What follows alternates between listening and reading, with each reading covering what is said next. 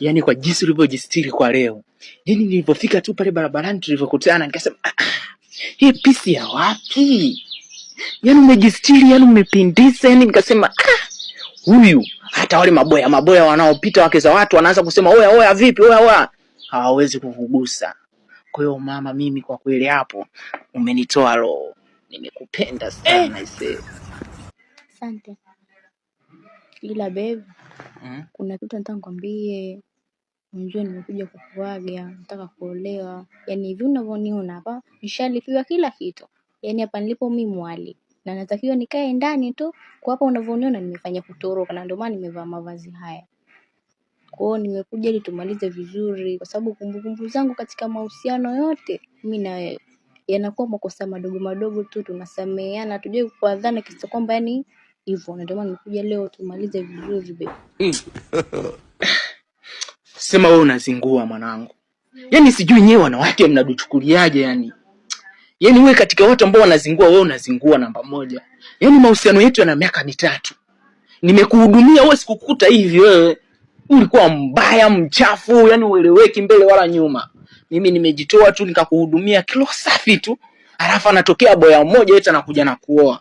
Oya we, mimi sijapenda. Yani katika kitu ambacho umekuja kuzingua leo ndo hiki. Sasa ngoja nikwambie, nikikuchekea wewe utanipanda kichwani. Ngoja nije.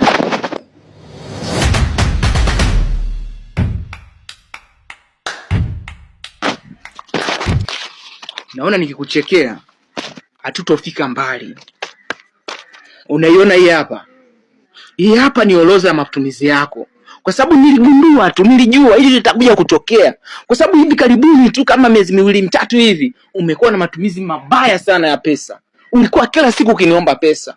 Sasa mimi nikasema huyu anapoelekea haya sio mapenzi, bali huu ni uchunaji.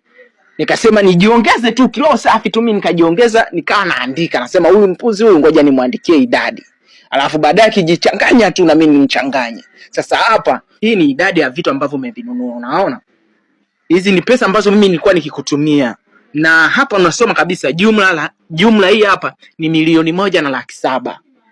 Naweza nikakuhesabia, kuna chupi dazeni 5, kuna baya 4 siku ya Eid, kila Eid nilikuwa nakununulia, kuna vijora 5, kuna viatu pisi 6, kuna baibui 3, kuna mafuta nishanunua karibia chupa 10, kuna losheni 5, kuna saa hii hapa mimi ndo nimenunua, kuna simu nimekununulia mimi, kuna pochi, kuna shanga zangu zibaki hapa. Nitampa pisi wangu mwingine atakayekuja. Kuna vipodozi, kuna mpaka sidiria. Zile sidiria zote nilizokuwa nakununulia, sijui baby nataka sidiria, nimeandika hapa. Wewe sikiliza, jumla hapa ni 1,700,000.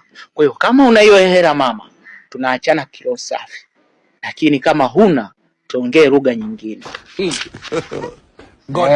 Kama huna pesa ipo hivi. Utaratibu mzuri tu.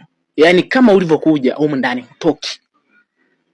Unakaa humu ndani ya siku 7 utakuwa unatumikia madeni yako haya.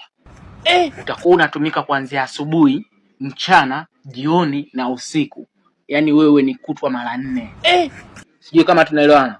Huyo mzazi wako akipiga simu, mwambie natumikia adhabu yangu. Huyo bwana wako akipiga simu, mwambie natumikia adhabu yangu.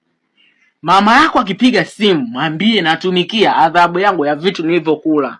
Allah.